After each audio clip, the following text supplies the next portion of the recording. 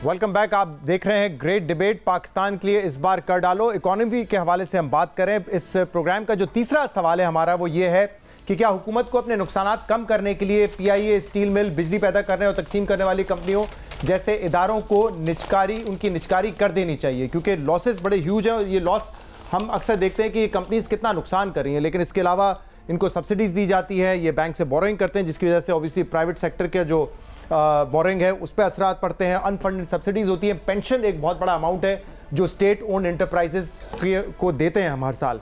एक रिपोर्ट आई थी, मैं ज़रा उसके कुछ नंबर्स बता दूं। 2019-20 की ये रिपोर्ट थी कि इस वक्त पाकिस्तान में 212 स्टेट ओन्ड एंटरप्राइजेज हैं, जिसमें से 85 कमर्शियल है और 83 उनकी सब्सिडरीज हैं। उसमें से 85 में से 33 ऐसी कंपनीज हैं जो कि नुकसान में है, और 33 कंपनीज में से जो टॉप 10 लॉस मेकिंग एंटरप्राइजेज हैं उनका नुकसान साल का 411 अरब रुपए है, जिसमें एनएचए है, पीआईए है, पाकिस्तान स्टील मिल है और जो डिस्कोज हैं। और खुरम शहजाद ने हमें बताया था कि ये नंबर्स 2019-20 के, अब नुकसानात इससे ज़्यादा होंगे। लेकिन एक आर्टिकल रिसेंटली लिखा था, साबिक ब्यूरोक्रेट रिसेंटली रिटायर हुए अहमद नवाज सुखैरा साहब, उन्होंने कहा था कि आप टोटल 1000 अरब रुपए बचा सकते हैं अगर आप इन लॉस मेकिंग एंटिटीज़ को प्राइवेटाइज कर दें। तो क्या वजह है कि हम इनको प्राइवेटाइज नहीं कर पाते? हमें पता है कि ये वैसे तो कहा जाता है ना मुश्किल फैसले हैं, ये मुश्किल नहीं आसान फैसले हैं आरिफ साहब, क्योंकि ये अरबों रुपए हमारे ज़ाया हुए रहे। क्या वजह है कि क्या इंटरेस्ट नहीं है लोकल कंपनीज का, बाहर की कंपनीज का इनको खरीदने में? आई थिंक पॉलिटिकल विल नहीं है इसमें भी। तमाम लोग जो है वो ये पार्टीज बात करती हैं, लेकिन जब उसकी इम्प्लीमेंटेशन का वक्त आता है तो वो नहीं करती। इसमें जो ज़ाहिर है उसको पॉलिटिसाइज भी कर दिया जाता है। बहुत सारे आपने देखे होंगे, पाकिस्तान स्टील का केस आपने देखा था कि उसमें जो है वो बिडिंग हुई, उसमें सक्सेसफुल रहे, उसमें रशियन एंड सऊदी जो है वो इन्वेस्टर्स भी आए, लेकिन फिर उसको बाद में इनहेल कर दिया गया। लेकिन आई थिंक इन हालात के अंदर पाकिस्तानी सिनेरियो में मेरी नज़र में इसको गवर्नमेंट को सेल ऑफ शेयर्स जो है वो डिफ़िकल्ट है पॉलिटिकली। उनको चाहिए कि नई इन्वेस्टमेंट उन कंपनीज में ज़रूरत है वो लाएं और गवर्नमेंट अपने आप को डाइल्यूट कर दे, तो वो इमीडिएट जो है वो इन्वेस्टमेंट भी आ जाएगी, मैनेजमेंट भी टेक ओवर हो जाएगा, ट्रांसफ़र हो जाएगा, उसमें एफिशिएंसी आ जाएगी, गवर्नमेंट की रिस्पॉन्सिबिलिटी जो है वो ख़त्म हो जाएगी। तो उसमें बहुत सारी जो एरियाज़ हैं और जो नंबर्स आप दे रहे थे उस नंबर में एक मैं इजाफा करूँगा कि पाकिस्तान के पास ये 5 ट्रिलियन के एसेट्स हैं एसओईज के, उस पर उनको यील्ड जो है साल की सिर्फ 1% है उसके ऊपर। इसमें जो प्रॉफिटेबल कंपनीज हैं ओजीडीसी, पीपीएल, फला दूसरे 1% है। तो आप इमेजिन कीजिए, जो आप 1 ट्रिलियन रुपीज़ की बात अभी की आपने, तो गवर्नमेंट खुद बोरो कर रही है 18% पे और यील्ड ले रही है 1%, तो मतलब 15-16% जो है वो नेगेटिव आर्बिट्राज जो है वो गवर्नमेंट का हो रहा है। तो उसको ख़त्म करने के लिए फ़ौरन ज़रूरी हो कहें कि भाई चलो हम बेच देंगे, आजकल प्राइसेस सही नहीं मिलेंगे, मुझे क्विकली लेकिन एडिशनल कैपिटल जो है वो डाल के तो फिर अगर वो इम्प्रूव करेंगे तो आपकी वैल्यू भी जो है वो बढ़ जाएगी। इन जो लॉस मेकिंग एंटिटीज़ हैं उनका जो नुकसान है वो तो 500 अरब रुपए से ज़्यादा है, लेकिन जो टोटल अब डेट टू लाइबिलिटी इन एसओईज का हो चुका है क्यूमुलेट, मार्च तक के नंबर है स्टेट बैंक के, वो तकरीबन 2150 अरब रुपए। अब इन लाइबिलिटीज़ के साथ तो कोई खरीदेगा नहीं इनको, तो क्या करें फिर? नहीं, उसके अंदर एडिशनल कैपिटल डालें, भले वो जो भी प्राइस पे हो, और वो प्राइस जो है जब वो एडिशनल कैपिटल आप कंपनी में डालेंगे तो उनकी जो नीड है, उनकी जो डेट्स हैं वो भी कम हो जाएंगे, और इस तरह जो है वो जल्दी इन्वेस्टर आ जाए। क्योंकि आप बेचने का प्रोसेस करते हैं पाकिस्तान में, बेचने के प्रोसेस में फिर ये कोर्ट सोर्स के मसले जो है हो जाते हैं, तो वो इश्यूज़ जो है और फिर दूसरे जो है वो प्रैक्टिकली जो है वो पॉसिबल नहीं होता। लेकिन अगर आप उनको नया कैपिटल के तौर पर उनको इंडक्ट करेंगे एज ए शेयर होल्डर, तो वो मैं समझता हूँ कि ज़्यादा प्रैक्टिकल होगा। तबस्सुम, आपकी क्या राय है, क्यों नहीं हो सकती? ब्यूरोक्रेटिक इशूज़ हैं, ये कंपनीज ऐसी हैं जिनको कोई लेना नहीं चाह रहा, कोई ख़रीदार नहीं है, क्या इशूज़ हैं आपके ख्याल में? क्योंकि किसी भी हुकूमत के लिए ये तो नो ब्रेनर है ना कि आप 200 अरब रुपए, 300 अरब रुपए एक कंपनी में झोंक रहे हैं। शहजाद, देखिए खरीदार तो होते हैं, लेकिन अगर प्रोसेस ही ना हो, और प्रोसेस डिरेल हो चुका है इतने सालों से, तकरीबन 15-20 साल से ये डिरेल प्राइवेटाइजेशन का प्रोसेस हो गया, तो दोबारा से जो आगे मैंने कहा पॉलिटिकल विल नहीं है मेरे ख्याल में। अगर सबसे बेस्ट सोल्यूशन ये है ना कि जितने भी जो इंस्टीट्यूशंस हैं, जो स्टेक होल्डर्स हैं पाकिस्तान के, वो एक तरफ बैठ जाएं, सामने आप एक बिडिंग प्रोसेस कर लें, ताकि ये कहते हैं ना कि इसमें ये आपकी एक क्लैरिटी भी होगी और इसमें लोगों को कोई शुबा भी नहीं होगा कि कोई स्पेशल किसी को कोई फेवर दी गई है। तो ये ओपन बिडिंग के थ्रू जितने भी 4-5 जो स्टेक होल्डर्स उनको बिठा दें, उनके सामने आप एक बोली कर दें और PIA, स्टील मिल या जो भी आपने एसेट्स निकाले वो आप कर लें। सेकेंड ऑप्शन ये कि आप पब्लिक प्राइवेट पार्टनरशिप कर लें आप, कि जिस सारे मैंने कहा कि आप प्राइवेट इन्वेस्टर्स को लाएं, वो कैपिटल लेकर आए, गवर्नमेंट उसको अपने शेयर से डाइल्यूट करें, उनको वो शेयर्स इशू हो जाएं और एक मैकेनिज्म अग्री हो जाए कि ये पब्लिक प्राइवेट पार्टनरशिप जो है हमें किस तरीके से मैनेज करना है। जो पोटेंशियल है आप कह रहे हैं कि 500 बिलियन का लॉस है, अगर ये 500 बिलियन प्रॉफिट होता तो उस पर 30% टैक्स होता तो तकरीबन 150 बिलियन वो मिलता। तो exactly. तो ये और प्लस एक एम्प्लॉयमेंट क्रिएट होती है, बाहर से आप कैपिटल रेस कर सकते हैं, डिस्कोज हैं, पावर जनरेशन हैं, बहुत सारे एसेट्स हैं पाकिस्तान के जो बड़े कीमती एसेट्स हैं पाकिस्तान के, और अगर वो सब अंडर वैल्यूड एसेट्स हैं जिसकी कोई वैल्यू रियलाइज नहीं हो रही, काम कर रहे हैं वो अनएम्प्लॉयड हो जाएंगे, लेकिन अगर आप इन कंपनीज को बेहतर तरीके से चलाएंगे ज्यादा एम्प्लॉयमेंट जनरेट कर सकते हैं। एग्जैक्टली। और प्लस आप ये भी देखें कि पिछली जो प्राइवेटाइजेशन हुई हैं, जब उन स्टेक होल्डर्स ने उसको टर्न अराउंड किया जी, और वो प्रॉफिट टेलीकॉम बहुत सारे प्रॉफिटेबिलिटी आई तो ब्लेम हो गया यार ये बड़ा सस्ता एसेट इन्होंने प्राइवेटाइज कर दिया। तो इन सब एलिगेशंस को निकालने के लिए मैंने कहा कि एक ब्रॉड बेस यहाँ पे आप एक ओपन बिडिंग के थ्रू स्टेक होल्डर्स को बिठा दें, जो लोग आए आप प्रोसेस करें और उसको रन करें और निकाल दें। लोग देख रहे होंगे, कहेंगे आप दोनों एक कामयाब बिजनेसमैन हैं मुख्तलिफ सेक्टर्स में, वुड यू बी इंटरेस्टेड? कोई आपने तो कोशिश की थी स्टील मिल की, बहुत सारी लेकिन क्या would you be interested PIA, railway, कोई और इदारा जो कि लॉस मेकिंग हो लेकिन अगर उसकी बैलेंस शीट क्लीन करें या जैसे वो कह रहे हैं कि लिक्विडिटी इंजेक्ट करें, तो टाटा ने बाय किया ना, टाटा ने बाय किया अपना ही एसेट जो है एयर इंडिया को वापस लिया। सर हम इंटरेस्टेड नहीं, हम ले आएंगे इन्वेस्टर्स को, मतलब हमारा सिर्फ ये काम थोड़ी कि हम अपना खुद इन्वेस्ट करते हैं, हमारे पास इन्वेस्टर्स हैं। फॉर एग्जांपल आज ये RLNG पावर प्लांट की बात करें, हम इन्वेस्टर है हमारे पास, एयरपोर्ट जो है वो उसमें शेयर होल्डिंग की बात करें, इन्वेस्टर है हमारे पास, तैयार है, फॉरेन एक्सचेंज में तैयार है।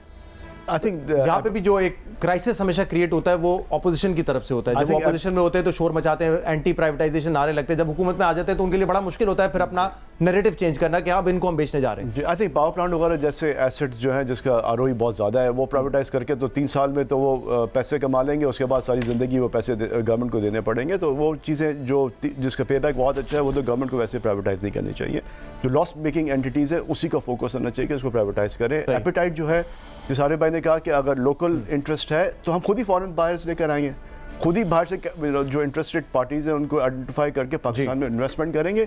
देखिए प्राइवेटाइजेशन के अलावा कोई ऑप्शन नहीं है, वी हैव टू।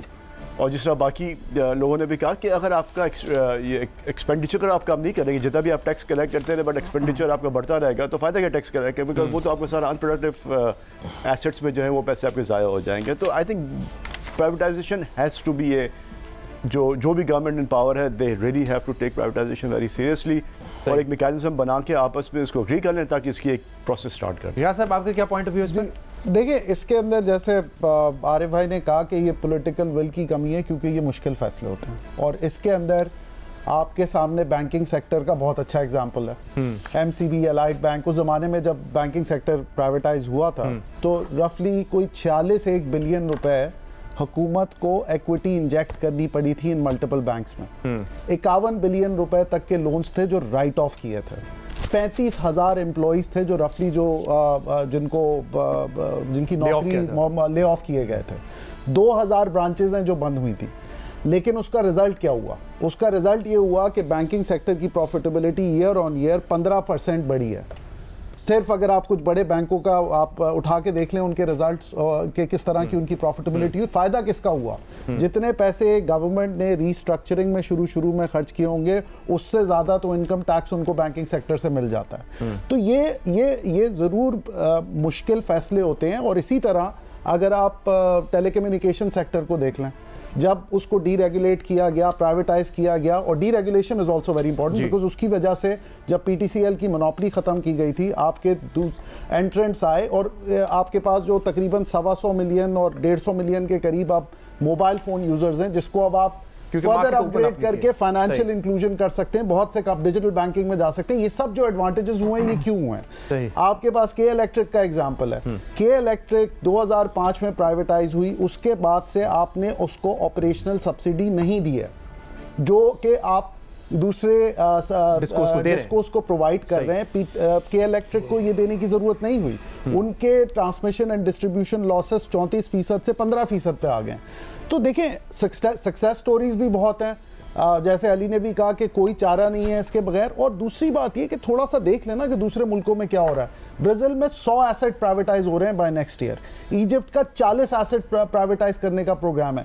इंडिया का भी आपने सुना टाटा ग्रुप ने एयर इंडिया को खरीदा है। तो हम कोई ये दुनिया से अनोखी बात नहीं कर बता रहे थे कि एफिशिएंसी कितनी बेहतर हो जाती है। मैं जरा इस पे अली हसनैन साहब आपका भी पॉइंट ऑफ व्यू लेता हूँ। डॉक्टर मिफ्ता इस्माइल साहब, आपका क्या पॉइंट ऑफ व्यू इस पे? क्योंकि मेरे सामने नंबर्स हैं, पिछले 4-5 सालों से हम करते हैं कि 100, 150, 200, 250 अरब रुपए प्राइवेटाइजेशन प्रोसीड में हम हासिल करेंगे, लेकिन सिफर मिलता है हर साल। क्या वजह है प्राइवेटाइजेशन इतनी स्लो हो रही है पाकिस्तान में, बल्कि हो ही नहीं रही कुछ सालों से? तो जी शहजाद, बिल्कुल पाकिस्तान को निचकारी करके ये जो बहुत सारे इदारे पाकिस्तान के हैं जो कि बहुत ज़्यादा नुकसान करते हैं। मिसाल के तौर पर PIA ने तकरीबन पिछले साल 90 अरब रुपए का, पिछले कैलेंडर ईयर में 90 अरब रुपए का नुकसान किया है। रेलवे भी इतनी हिसाब से नुकसान करती है। स्टील मिल का नुकसान कम है, लेकिन उसका भी बड़ा लंबा नुकसान है। जो बिजली की तरसील और तकसीम करती हैं कंपनियाँ, तरसील करती हैं और तकसीम करती हैं, ख़ास तौर पर जो तकसीम करती हैं, जो डिस्ट्रीब्यूशन कंपनीज जिसको हम कहते हैं, उनका भी बहुत ज़्यादा नुकसान होता है और उनकी इनएफिशिएंसी भी बहुत होती हैं। तो ये तमाम कंपनीज को नुकसान जो कर रही हैं, उनको हुकूमत को फिलफौर निचकारी करनी चाहिए। और उससे दूसरा फ़ायदा ये नहीं होगा, देखें पहला तो ये फ़ायदा हो गया कि चलो नुकसान ख़त्म हो गया। दूसरा ये हो जाएगा कि उसके बाद वो नफ़ा करना शुरू करेंगी तो उससे हमको टैक्स मिलेगा। आप इस तरह सोच लें कि इस पाकिस्तान में 5 एयरलाइनें हैं, 4 निजी एयरलाइनें, 1 हुकूमत की एयरलाइन है। सबकी सर्विस तकरीबन 19-20 है, सबके फेयर भी 19-20 होते हैं। PIA किसी और एयरलाइन से सस्ती नहीं होती, PIA किसी और एयरलाइन से बेहतर नहीं है, PIA किसी और एयरलाइन से सेफ़र नहीं है। लेकिन PIA जो है वो 90 अरब रुपए का नुकसान करती है, बाकी एयरलाइनें जो हैं वो हमको 2-2, 4-4 अरब रुपए टैक्स देती हैं। इसी तरह जब आपने बैंकारी के अंदर आपने जब निचकारी की है तो वो बैंक्स जो कि नुकसान करते थे या बहुत कम नफ़ा करते थे, आज वो उससे बहुत ज़्यादा हमको टैक्स देते हैं। तो दूसरा फ़ायदा ये होता है कि हुकूमत के रेवेन्यू को हेल्प होती है एज अपोज टू हर्टिंग हुकूमत रेवेन्यू। और तीसरा फ़ायदा ये होता है, और जो सबसे ज़्यादा ज़रूरी फ़ायदा है, कि वो मईशत के अंदर एफिशिएंसीज़ ले आते हैं। इस वक्त हमारी मईशत जो है वो इनएफिशिएंट इसलिए कि हमारी बिजली जो है वो 20% खो जाती है। उसके बाद इनएफिशिएंसी इसलिए भी है कि हम 8-10% बिल नहीं जमा कर सकते। तो अगर ये बिजली की तकसीम की कंपनियां, डिस्ट्रीब्यूशन कंपनीज प्राइवेटाइज हो जाएं तो वो हमारे लिए बेहतर हो जाएगा, क्योंकि वो जिस प्राइवेट सेक्टर के मालिक के पैसे लगे होंगे वो लॉसेस कम करेगा। इसी तरह आप देख लीजिए कि सुई गैस कंपनीज के अंदर 20% तक UFG होता है, अनअकाउंटेड फॉर गैस, यानी कि हमें यही नहीं पता कि ये गैस उड़ गई हवा के अंदर या गैस जो है वो चोरी हो गई। तो वो भी अगर आप किसी को ले आएँ जिसके अपने पैसे लगे हों तो बेहतरी आएगी। तो ये अब दुनिया में एक बात आ गई है कि ये चीज़ें जो प्राइवेट सेक्टर कर सकता है बेहतर, उसी को करने दें। हुकूमत का काम पुलिस स्टेशन चलाना है, हुकूमत का काम जो है वो कोर्ट्स चलाना है, हुकूमत का काम पेट्रोल पंप चलाना नहीं है। ना हम अच्छी तरह चला सकते हैं पेट्रोल पंप। तो इन चीज़ों की निचकारी करनी चाहिए, प्राइवेट सेक्टर को लेके आना चाहिए उनको। उससे हम यहाँ पर एम्प्लॉयमेंट भी बढ़ेगी, उससे यहाँ टैक्स रेवेन्यू भी जनरेट होगा और उससे इकॉनमी में एफिशिएंसी आएगी और इकॉनमी बेहतर हो जाएगी। तो ये बिल्कुल हमको करना चाहिए। ठीक है अली हसन साहब, कोई मतलब मिसालें तो भरमार है, 70 से देख सकते हैं ना, British Airways, British railway, British telecom सब प्राइवेटाइज किया। पता है कि सरकार कारोबार नहीं कर सकती है, हमें हमारे सामने एग्जांपल्स हैं, क्यों नहीं हो रहा? पॉलिटिकल विल का मसला है, कोई इमोशनल अटैचमेंट है हमारी? देखिए जिस साल मैं पैदा हुआ था ना, तो डॉलर था मेरे ख्याल है 20-25 रुपए का, और अगर तारीख उठा के देखें तो हर महीने डॉलर गिरता है एक सर्टेन अमाउंट। और समहाउ हम, अगर आप गुफ्तगू 1980s की उठा के देखें, 70s की उठा के देखें, तब भी हम वही डिस्कशंस कर रहे थे जो अब हम कर रहे हैं। उसके अंदर डॉलर को की वैल्यू प्रोटेक्ट करने, सप्रेस करने की भी बातें होती थी, उसके अंदर इंपोर्ट सब्स्टिट्यूशन की बातें होती थी, और उसके अंदर SOEs को प्राइवेटाइज करने की बातें होती थी। अनफॉर्चुनेटली हमने कुछ सीखा ही नहीं है, और हम हर साल उसी तरह अपने आप को पहले से कमज़ोर किए जा रहे हैं, और अभी तक उस पॉइंट पे नहीं पहुंचे जहां एक पाथ ब्रेकिंग किस्म की चेंज है, जहां एक क्रूशल किस्म का, एक डिस्टिंक्ट किस्म का रिफॉर्म आए।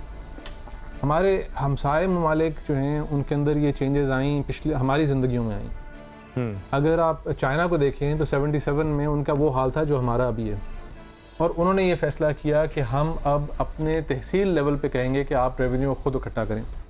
हम अपने स्टेट ओन्ड एंटरप्राइजेस को डिवाइड करेंगे, उनके अंदर प्राइवेटाइजिंग किया उन्होंने कंपटीशन बढ़ाई, और उन्होंने उनको कहा कि जो प्रॉफिट लॉस होगा वो आपने लोकल लेवल पे अब्जॉर्ब करना है। और अभी उनकी स्टेट होल्ड एंटरप्राइजेस के अंदर प्रोडक्टिविटी जो है वो उनके प्राइवेट सेक्टर से का सिर्फ हाफ है। इसी की तरह इंडिया के अंदर 91 के अंदर बड़े क्लियर रिफॉर्म्स हुए जिसके अंदर उन्होंने पहले उस पर होमवर्क किया, उनकी ब्यूरोक्रेसी ने बैठ के उसके ऊपर डॉक्यूमेंटेशन हुई जिसके अंदर क्लियर एक पाथ रखा गया कि हमने करना क्या है, और उसके बाद उन्होंने इम्प्लीमेंट करना शुरू किया। अनफॉर्चुनेटली हमने ना अपने बेस्ट फ्रेंड से कुछ सीखा, ना हमने अपने क्लोजेस्ट राइवल से कुछ सीखा। एंड सवाल ये पैदा होता है कि हमारे अंदर पॉलिटिकल विल क्यों नहीं है। जो पिछले 1 महीने के अंदर सब कुछ हुआ उसके असरात हम कई दिहाइयों तक शायद फील करेंगे, पॉजिटिव और नेगेटिव ये वक्त बताएगा। लेकिन इस वक्त प्रैक्टिकली स्पीकिंग कोई ऑपोजिशन है नहीं, और मैं ये तवक्को रखता हूँ इस हुकूमत से या इस सेटअप से कि अब कोई ऐसे इक़दामात उठाएं जिससे पता चले कि वाकई एक हम नेक्स्ट 5 years 10 years के लिए इकॉनमी के अंदर कोई नई शेप लेकर आने के लिए कोशाएं। तो लेट्स सी कि क्या करते हैं। जी सोच साहब, मेरे ख्याल में शायद मेरा थोड़ा व्यू इसलिए डिफरेंट है कि मुझे लगता है इसमें सर वो भी कमेंट कर दीजिएगा, क्योंकि तहरीक इंसाफ की जब हुकूमत आई तो असद उमर साहब ने कहा मलेशियन मॉडल जो है सरमाया पाकिस्तान उसके जरिए रीस्ट्रक्चर करेंगे। इट इज क्या वो मॉडल अभी भी है टाइम हमारे पास? देखिए मेरे ख्याल में वो तो मॉडल वैसे ही फेल हो गया, वो कंपनी बनी और कुछ नहीं हुआ। और कुछ सियासतदानों का तो जिस तरह हम एक कंसेंसस है कि बैंक्स ने अच्छा परफॉर्म किया है, जितना पैसा 90s में जब डाल रही थी उससे ज़्यादा टैक्स एक बैंक दे रहा है, मगर कुछ सियासतदानों ने ये भी प्रूव किया है कि जो बैंक्स की प्राइवेटाइजेशन है ये नुकसानदेह है। मैंने कहा कि सियासतदान तो इस तरह का शॉर्ट लिव्ड देते रहते हैं, और आई थिंक उसका पीछे शायद फार्मूला बिल्कुल सिंपल है। ये PIA में जो लोग भर्ती होते हैं वही वोट देते हैं उनको, तो अगर वो जब PIA रहेगी नहीं या पाकिस्तान रेलवे रहेगी नहीं तो उनको वोट बैंक नहीं होगा। मुझे लगता है एक क्राइसिस में एक अपॉर्चुनिटी होती है कि ये आपको अगले 2 साल में IMF करवाएगा, क्योंकि अभी जो पाकिस्तान का जो IMF की जो ट्रांच रुकी हुई है वो पाकिस्तान की ट्रांच रुकी हुई है, पाकिस्तान का नया प्रोग्राम नहीं है। हमने श्रीलंका का नया प्रोग्राम देखा है, 6-6 8-8 महीने प्रोग्राम होते होते लग गया, फिर स्टाफ लेवल के बाद 6 महीने बोर्ड मीटिंग होते होते लग गई। और उसकी आप डिटेल्स में जाएं तो उन्होंने कैटेगोरिकली लिखा है कि एक्सपोर्टर्स 30% टैक्स देंगे, वेल्थ टैक्स होगा, इनहेरिटेंस टैक्स होगा, सारी चीज़ें। तो मुझे लग रहा है कि यह हम इतने नीचे गिर गए हैं, इतना क्राइसिस है कि अगर हम अगले IMF में जाएंगे जो हमें जाना पड़ेगा तो ये कैटेगोरिकल IMF उस वक्त आपको लगता है कि बिल्कुल निटी-ग्रिटीज में स्पेसिफिक होगा? बहुत ज़्यादा होगा, लाइक इट और नॉट वो कहेगा पहली ट्रांच के लिए PIA का होना जरूरी है। मैं ये पूछना चाह रहा हूँ कि अब तक इतने प्रोग्राम्स में हम जा चुके हैं, IMF का फोकस इस बात पे क्यों नहीं होता कि आपने प्राइवेटाइजेशन करनी है? हर साल हम उनके पास जाते हैं लेकिन हर साल हम जीरो प्रोसीड्स के साथ जाते हैं कि प्राइवेटाइज नहीं किया। सिमिलरली एग्रीकल्चर टैक्स या जिस पे हमने बात की रिटेल टैक्स, होलसेल टैक्स, इस पे क्यों नहीं फोकस होता है? काम हमारा है ना, नहीं है तो सही, लेकिन मतलब ये बाकी बेंचमार्क जब अनफॉर्चुनेट है ये बहुत कि हम IMF से अब एक्सपेक्ट करते हैं कि वो आके हमें बताए काम तो हमारा चॉइस वैसे देने तो मैं इसलिए कह रहा हूं क्योंकि अब IMF को पता है लेवी आराम से कलेक्ट हो जाएगी, वो डिविजिबल पूल में भी नहीं जाएगी, लिहाजा आप लेवी बढ़ाएं। अब यही हालात हो गए ना, तो शायद हम उनको पता है कि हमारी कैपेसिटी नहीं है कि हम एग्रीकल्चर से टैक्स इकट्ठा कर सकें, रियल एस्टेट से कर सकें, इसीलिए वो कहते हैं लेवी बढ़ा दो। शायद वो IMF उस पे जाते हैं कि आपका गैप कितना है। अभी $3 बिलियन की जो गारंटी का मसला है, 6 IMF कह रहा है वो, अब हमारा गैप इतना बढ़ा हो गया है कि इसके अलावा कोई चारा ही नहीं है। तो अगर हमने जो श्रीलंका का देखा, कभी IMF से आपने सुना था वेल्थ टैक्स लगाना जरूरी है, कभी IMF से सुना था कि गिफ्ट पे टैक्स किया है। श्रीलंका के केस में उन्होंने कैटेगोरिकली डेट वाइज दिया है, उन्होंने कहा है कि आपने लोकल डेट रिस्ट्रक्शन करनी है वरना सेकंड ट्रांच के लिए हमारे पास नहीं आएगा। तो दुनिया के हालात चेंज हो गए हैं, IMF के हालात चेंज हो गए, अब IMF बहुत ज़्यादा माइन्यूट और क्रिटिकल हो गया। तो मुझे उम्मीद की किरण ये है कि हो सकता है कि अगले 3 साल में कुछ प्राइवेटाइजेशन इसलिए हो जाए क्योंकि सियासतदान नहीं चाहते मगर IMF चाहते। तो क्योंकि आप खुरम आप रहे भी हैं प्राइवेटाइजेशन कमीशन में, आपको लगता है कि वाकई ये पॉलिटिकल पार्टीज के लिए, गवर्नमेंट्स के लिए इतना बड़ा मसला है कि क्योंकि हमने लोग डाले हुए, हमारे वोटर हैं, इसलिए हम नहीं कर सकते, या शोर शराबा होगा, 8-10 हज़ार एम्प्लॉई हैं वो शोर मचाएंगे? क्या ये इतना बड़ा प्रॉब्लम है कि हम खसारा करते रहे उसके लिए? बिल्कुल है। आप देखें, आपको PIA की प्राइवेटाइजेशन याद होगी, 2015 या 16 की ये इंसिडेंट था जिसमें 2 लोगों का कत्ल हुआ था जी, जब ये प्राइवेटाइजेशन होने जा रही थी। हम काफ़ी हद तक जो है उसको स्ट्रक्चर कर चुके थे, और आप यकीन करें दुनिया की बड़ी एयरलाइंस उसको लेने के लिए आई हुई थी। उसमें एमिरेट्स था, उसमें आपका इत्तेहाद था, उसमें टर्किश था, यू नेम इट, ये सब आए हुए थे। अच्छा, पॉलिटिकल विल की जो बात हो रही है, कोलीग्स कर रहे हैं, बिल्कुल सही है। देखें, पॉलिटिकल विल का एग्जांपल देता हूं मैं आपको। 2014-15 की बात है, हमने 5 ट्रांजैक्शंस की और $1.7 बिलियन जो है वो किटी में ऐड किया। 4 जो है कैपिटल मार्केट की ट्रांजैक्शन थी, एक जो है सेकेंडरी ऑफरिंग थी, उसमें वेंचर कंपनीज नहीं थी जिनको एक स्ट्रक्चर थी, और फिर हमने पिछले भी 2 सालों में 2 ट्रांजैक्शंस की। आरिफ साहब यहाँ बैठे हैं, इशफाक तोला साहब बैठे हैं, सोहेल बैठे हैं, हमने इनको याद होगा, हमने जो पहली ट्रांजैक्शन की थी यूबीएल की, हमने रात पूरी गुजारी थी, ये सब वहाँ मौजूद थे, और हमने सुबह डिस्ट्रीब्यूशन की थी एक्चुअली गोरे को प्लेस करने के लिए उसके शेयर्स फॉरेनर्स को। हमने देखें जब पॉलिटिकल विल होती है तो सब कुछ सब आ जाते हैं सब साथ काम करने के लिए, तो पॉलिटिकल विल बहुत ज़रूरी है, नंबर 1। सेकेंडली मैं क्या कहना चाह रहा हूँ, देखें पाकिस्तान का मसला हम ये सोचते हैं कि प्राइवेटाइजेशन बस किसी भी हाल में हो जाएगी, ऐसा नहीं होता। आपके यहाँ पॉलिटिकल अनसर्टेनिटी अगर रहेगी, आपके यहाँ पॉलिसी कंसिस्टेंसी नहीं होगी, कोई कंटिन्यूटी नहीं होगी, आपका इमेज दुनिया में ख़राब हो रहा होगा, आपका डिफ़ॉल्ट के दहाने पे आप पहुँचे होंगे, तो प्राइवेटाइजेशन कैसे हो सकती है? जब आपके यहाँ इस तरह के प्रॉब्लम्स होते हैं तो आपको ये करना पड़ता है कि आप प्लान करें। देखिए ये 3, 4 साल, 5 साल के प्लान होते हैं कि मैं आज प्लान ये करूं कि अगले 1 साल 2 साल में मुझे स्टेबिलिटी अचीव करनी है, इसी दौरान 2 मुझे काम करने हैं। मेरी प्राइवेटाइजेशन अभी नहीं हो रही तो मुझे ये करना है कि एटलीस्ट मैं प्रोफेशनल मैनेजमेंट तो डाल दूं, बोर्ड्स तो उनके ऊपर कोई प्रोफेशनल डाल दूं, कोई एक क्रेडिबल सीईओ तो डाल दूं और उनको एम्पावर करूं। आज भी आपको पता है गवर्नमेंट खुद जो है बोर्ड अनाउंस करती है, या बोर्ड सीईओ अनाउंस नहीं कर सकता, सीईओ गवर्नमेंट खुद अपॉइंट करती है। तो इस स्ट्रक्चर ही आपने ख़राब किया हुआ है। तो अपनी पहले जो आपको पता है लॉसेस सबसे ज़्यादा कहाँ है, पावर सेक्टर में लॉसेस है सबसे ज़्यादा जी। तो पावर सेक्टर में तमाम डिस्कोर्स में नहीं है जी, लेकिन सबसे बड़ा चंक तो वही है। तो आप क्यों नहीं मार्केट और रिटेल की तरफ जाते हैं कि मार्केट कुछ ऐसी क्रिएट करें कंपटीशन कि जिसमें आपको पावर कम सस्ती भी मिले और यहाँ पे लॉसेस कम हो और इन्वेस्टमेंट भी हो। मेरा पॉइंट ये है कि प्लान आप करें इस दौरान जब आपकी स्टेबिलिटी नहीं है, जहाँ स्टेबिलिटी अचीव करें, आपका प्लान इतना हो चुका हो कि फ़ौरन से आप जाएँ मार्केट में और कहें कि देखें बेसिक मैनेजमेंट है, बोर्ड हमारे पास है, बेसिक स्ट्रक्चर हमने दे दिया है, अब इसमें आए इन्वेस्टमेंट करें और आगे लेके चलें। हम आपको इंश्योर भी करते हैं कि आपको आगे जाते हुए छेड़ेंगे नहीं, हम कुछ नहीं करेंगे, पॉलिसी कंसिस्टेंसी होनी चाहिए। ये पूरा होलिस्टिक प्लान होगा तो आपको जो है। जफर मसूद साहब का पॉइंट ऑफ व्यू ले लूं, फिर तोला साहब आप बाकी हैं इस राउंड में। जी जफर मसूद साहब, आपका क्या ओपिनियन है इस पर? ये इसका सवाल जवाब तो बहुत सिंपल ये है कि यकीनन privatization is the way to go, लेकिन ये भी हमें जहन में रखना चाहिए कि प्राइवेटाइजेशन में जाने के लिए उससे पहले कुछ प्री रिक्विजिट्स हैं जो हमें जरूर फॉलो करना, और अगर हमने वो फॉलो नहीं किए तो जो प्राइवेटाइजेशन के एडवांटेजेस हैं जिस वजह से ये एंटिटीज पब्लिक सेक्टर में रखी गई थी टू बिगिन विद, वो गालिबन डिसअपीयर हो जाएंगे। और उसमें जो सबसे इम्पोर्टेंट एस्पेक्ट है वो ये है कि हमें जो है वो अपने रेगुलेटर्स को और ज्यादा ताकतवर बनाना है, उनको ज्यादा इंडिपेंडेंस देनी है, उनको ज्यादा उनको उनकी स्ट्रेंथ उनकी जो है वो स्किल सेट की स्ट्रेंथनिंग करनी। और ये बहुत जरूरी अमल है। जब तक कि आप रेगुलेटर जो हैं उनको तगड़ा नहीं करेंगे, अगर प्राइवेटाइजेशन में जाएंगे तो उसका ज्यादा नुकसान हो। दूसरा जो इम्पोर्टेंट एस्पेक्ट है वो ये है कि बहुत जगह के ऊपर रेगुलेटर और एग्जिस्टिंग एंटिटीज को कमर्शियल एक्टिविटीज में, जिस तरह सिविल एविएशन अथॉरिटी है या जिस तरह एफबीआर है, यहाँ पर हमें रोल जो है वो रेगुलेटर का अलग करना पड़ेगा फ्रॉम देयर कमर्शियल एक्टिविटीज, और एक इलेक्शंस का पीस कर लीजिए, समझिए आप, जिस तरह एफबीआर है, और उनको सोली फोकस करना पड़ेगा as an authority focusing on regulating the sector. हमें कंपटीशन को प्रमोट करना है, जिस तरह हम डेवोल्यूशन की बात करते हैं पॉलिटिक्स में, उस तरह ही हमें इन एंटिटीज को भी इस तरह डिवॉल्व करना पड़ेगा कि फॉर एग्जांपल इस तरह लाहौर इलेक्ट्रिक कॉर्पोरेशन है, उसको परहैप्स हमें डिवाइड करना पड़ेगा 3 या 4 हिस्सों के अंदर।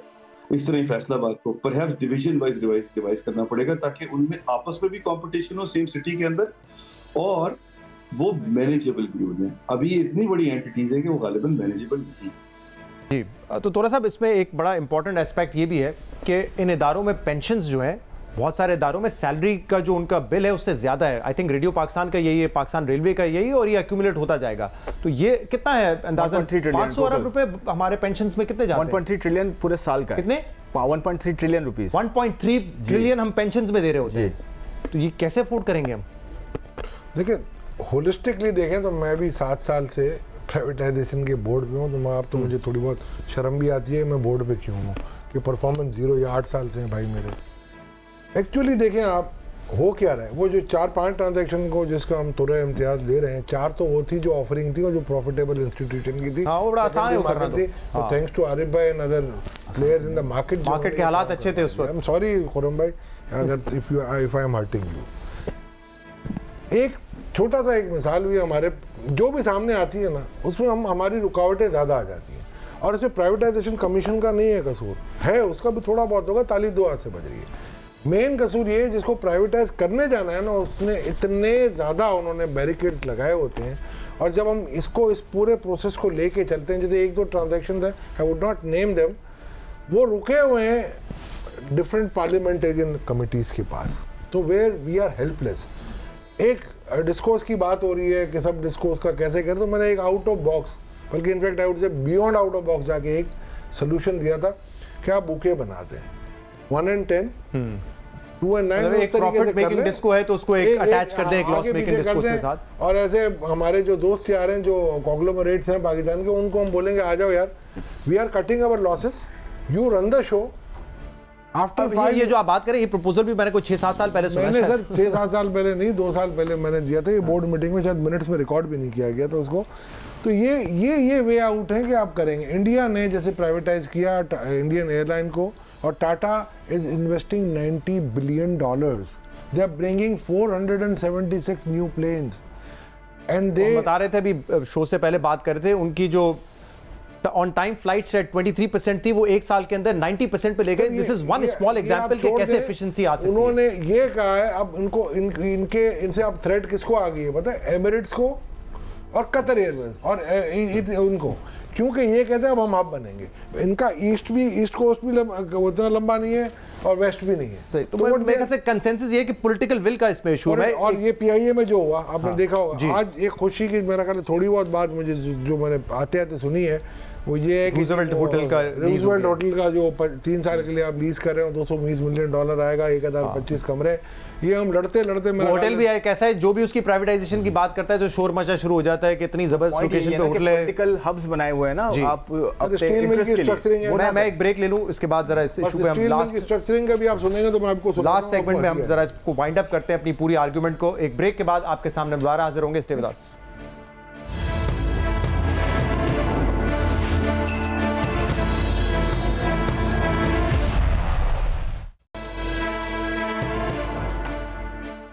वेलकम बैक नाज़रीन, आप देख रहे हैं जियो न्यूज़ पे ग्रेट डिबेट। 3 बुनियादी सवाल थे हमारे कि अगर आईएमएफ का प्रोग्राम बहाल नहीं होता तो पाकिस्तान कैसे सर्वाइव करेगा, टैक्स रिफॉर्म्स की अशद ज़रूरत है, और इसके अलावा जो loss making state owned enterprises हैं उनको प्राइवेटाइज करना है। गुफ्तगू हमने बड़ी कॉम्प्रिहेंसिव की है। मैं बारी बारी ज़रा पूछ लेता हूँ कि अब इस बात पर इत्तेफाक है कि ये डिफाइनिंग मोमेंट है, इस बात पर कंसेंसस है कि अब हमें कुछ करना है, मज़ीद टाइम हमारे पास नहीं है, शायद आईएमएफ भी ना हो, तो क्या करें आरिफ साहब? अब ये पैगाम क्या, आपका मैसेज क्या है, what should we do now? देखिए, एक हमने अल्हम्दुलिल्लाह सब लोगों ने जो आपने सवालात पूछे उसके जो है जवाब दिए। एक एस्पेक्ट जो है वो थोड़ा सा हमने मिस किया, और वो है हमारे गवर्नमेंट के जो एक्सपेंडिचर है उसको कंट्रोल करना जो है वो इज़ वेरी वेरी इंपॉर्टेंट। वहाँ जो है फॉर एग्ज़ाम्पल मुझे पीएसडीपी जो है वो फ्रॉड लगता है। पीएसडीपी जो है वो 1000-1200, मुझे तो कोई एसेट नज़र नहीं आते।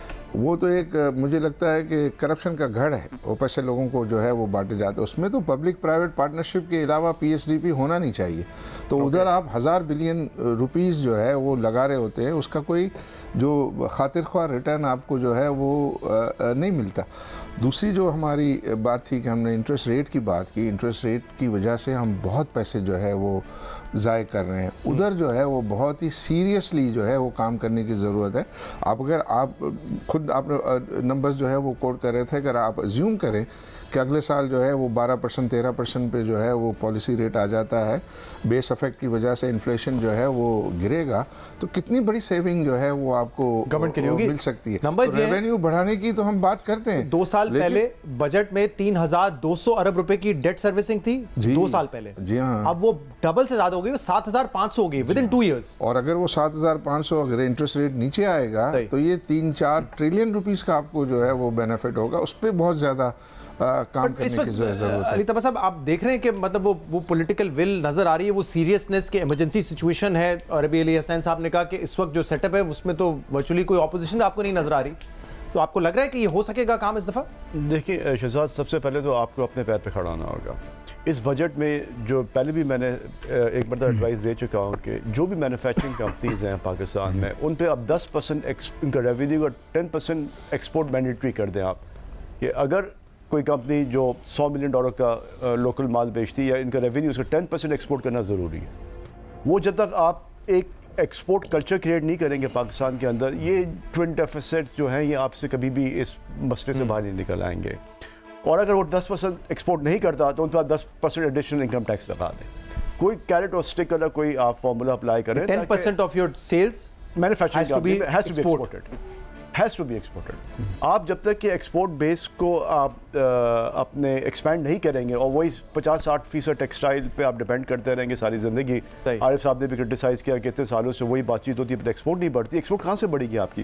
तो एक्सपोर्ट बेस ही आपको इतना नैरो है और एक कमोडिटी आपको 60% एक्सपोर्ट करके दे रही है और उसमें इंटरनेशनल मार्केट जब ऊपर नीचे होती हैं तो उसका इंपैक्ट आता है। तो आप जब तक उसको ब्रॉड बेस नहीं करेंगे आपकी एक्सपोर्ट उसमें भी डिबेट है, वैल्यू एडेड पे हमने कितना काम किया, ब्रांड्स पे हमने कितना काम किया। एग्जैक्टली, हर इंडस्ट्री को कंट्रीब्यूट करना चाहिए। सारी जिंदगी टेक्सटाइल पे ब्लेम किया जाता है कि वो एक्सपोर्ट इनका बढ़ता नहीं है। एक मरतबा जब लोगों को समझ में आएगा कि एक्सपोर्ट होता कैसे है तो मेरे ख्याल में उसको बहुत सारी क्लैरिटी आ जाएगी। अगर जो भी इंडस्ट्री है वो 10% एक्सपोर्ट उस पर लाजिम। अशफाक साहब कहेंगे फिर आप वो 10% के चक्कर में कहेंगे फिक्स टैक्स रिजीम में रखो, हमें मिनिमम टैक्स ना। नहीं, मैं ऐसी बात नहीं कर रहा ना, मैं तो आपको एक्सपोर्ट नहीं करेंगे। तो मैं तो कह रहा हूँ कि आप वो कंपनीज जो एक्सपोर्ट नहीं करती 10% उस पर आप 10% एडिशनल टैक्स। सही है रियाज साहब जी। देखिए जी, जितने भी हमने इश्यूज अभी डिस्कस किए हैं ना उसमें पॉलिटिकल विल बार बार आया है, जिसमें वेदर हम प्राइवेटाइजेशन की बात करें, टैक्स नेट बढ़ाने की बात करें, डॉक्यूमेंटेशन की बात करें, जो कुछ भी IMF की कंडीशंस को फॉलो करने की बात करें, तो ये पाकिस्तान की हिस्ट्री में एक पॉलिटिक्स और इकोनॉमिक्स का जो तसादुम है ना ये बहुत अरसे से है। बिकॉज जो चीज़ें पाकिस्तान के इकोनॉमिक फ्यूचर के लिए बेहतर हैं वो पॉलिटिकली अनपॉपुलर हैं इन द शॉर्ट टर्म, और उसका हल सिर्फ यही है कि आप मल्टीपल स्टेक होल्डर्स साथ बैठ के कुछ 5-6 चीज़ों पे एग्रीमेंट। मुझे बताएं कि जब पॉलिटिकल विल दिखानी है किसी भी हुकूमत ने, किसके अगेंस्ट उन्होंने खड़ा रहना है? जैसे तबा साहब ने कहा कुछ लोग हमें कहते हैं रेंट सीकर है, यहाँ पे हमने बात की प्राइवेटाइजेशन में सियासी पार्टीज आ जाती हैं सामने, ऑपोजिशन आ जाती है, तो विल किसके सामने? कौन इस प्रॉब्लम कौन क्रिएट कर रहा है? होने कौन नहीं दे रहा है? रेंट सीकिंग पे मैं एक चीज क्लैरिफाई कर दूं, रेंट सीकिंग इसलिए होती है क्योंकि गवर्नमेंट जो इन्वेस्टमेंट पॉलिसीज बनाती है इन्वेस्टर उसको फॉलो करता है। इसमें कोई बुरी बात नहीं है। अगर मुल्क के अंदर फर्टिलाइजर पॉलिसी आई है, ऑटो पॉलिसी आई है, पावर पॉलिसी आई है, तो इसमें कोई जुर्म नहीं है कि अगर इन्वेस्टर उन पॉलिसी के मुताबिक उनमें इन्वेस्ट करे।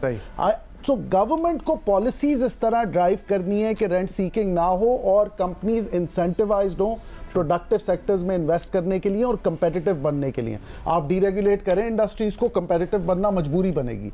और अगर आपके पास अगर लोकल इस तरह की अपॉर्चुनिटीज नहीं होंगी पॉलिसी के तहत, आप एक्सपोर्ट मार्केट्स को एक्सप्लोर करेंगे। लेकिन शहजाद सबसे इंपॉर्टेंट बात यह है कि अगर आपने बेसिक चीज़ों पे कंसेंसस नहीं किया तो जो भी पॉलिटिकल गवर्नमेंट आएगी वो अपीजमेंट करेगी और मुश्किल फैसलों से दूर भागेगी। जी एक चीज़ जो है वो रह गई थी, वो था कि एडिशनल टैक्स ऑन प्रॉफिट जो है, तो टैक्स अगर प्रॉफिट बढ़ता है तो टैक्स भी तो गवर्नमेंट का बढ़ता है। मैं ये देख रहा था हमारे क्वार्टर के नंबर्स जो है स्टॉक एक्सचेंज पे जो लिस्टेड कंपनीज हैं उसके 200 अरब रुपए का प्रॉफिट बिफोर टैक्स उनका बढ़ा है, उसमें से 2/3 जो है वो टैक्स में गया है, 1/3 कंपनियों के पास रहा है। तो वो 200 अरब में से 135-40 अरब रुपया जो है वो एडिशनल गवर्नमेंट को टैक्स में मिला है। तो विदाउट इंक्रीजिंग टैक्स रेट उनको ऑलरेडी हाई टैक्स रेट होने की वजह से होगी जब वो गवर्नमेंट को अक्रू हुआ है, गवर्नमेंट को जो है मिला है। तो ये बात करना कि भाई चूंकि अभी 22% हो गया है तो आप रेट जो है वो बढ़ा दे, वो तो भाई ऑलरेडी उनको जब हायर प्रॉफिट होगा तो वो हायर जो है टैक्स कॉन्ट्रीब्यूट कर रहे होंगे, बाय प्रोडक्ट बेसिकली। जी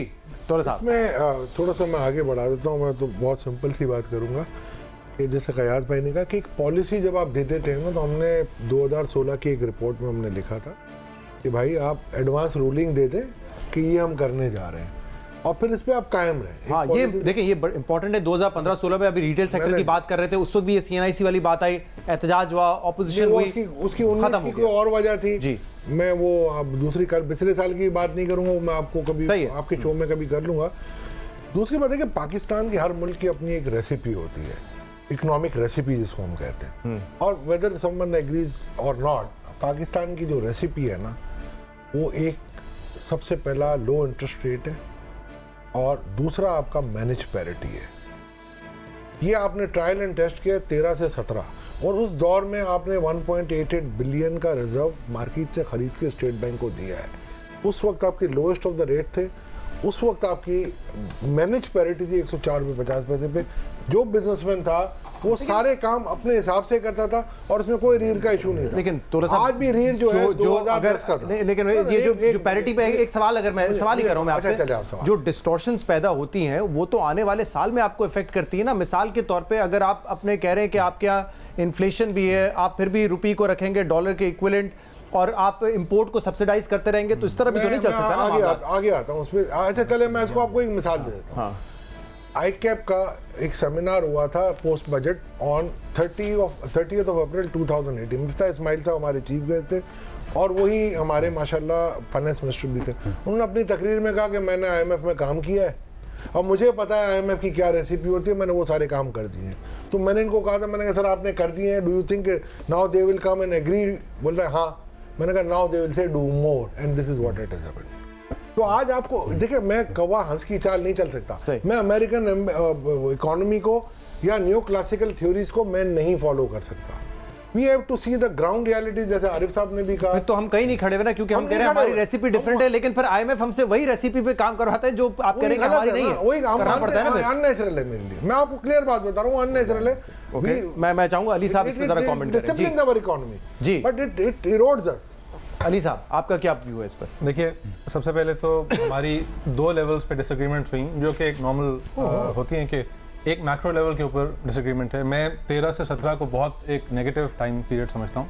उसके अंदर हमारा एक्सपोर्ट्स जो है वो 15% ऑफ GDP से 8% ऑफ GDP पर आया और जैसे ही डार साहब गए उसके बाद एक करेक्शन आई और एक इंस्टेबिलिटी आई आखिरी साल में 2017-18 में। हम let's do the figure. We can disagree to disagree यहाँ, क्योंकि ये आपका प्रोग्राम नहीं, हम आगे बात करेंगे। मैं सिर्फ ये रिक्वेस्ट कर रहा हूँ, फिगर्स देख ले। मैं तो फिगर्स की बात कर रहा हूँ। बिल्कुल ठीक है, आप फिगर्स देखें। मैं आपको बता देता हूँ, अभी बता देता हूँ, मेरे पास तो लिखी हुई है सर सारी। सर मैंने भी आर्टिकल्स लिखे हुए हैं इसके ऊपर। आर्टिकल जी सर फिगर्स बता रही है ना, परसेंटेज। मैं बता देता हूँ, मुझे याद है। मैं आपको ग्राफ 2013 में जब गवर्नमेंट आई थी तो उस वक्त आपके एक्सपोर्ट चले गए थे 24 बिलियन पर, फिर 2017 तक वो गिर के तकरीबन 20 बिलियन पर आए और फिर वो आखिरी साल बढ़ के दोबारा 3-4 बिलियन आ जाए।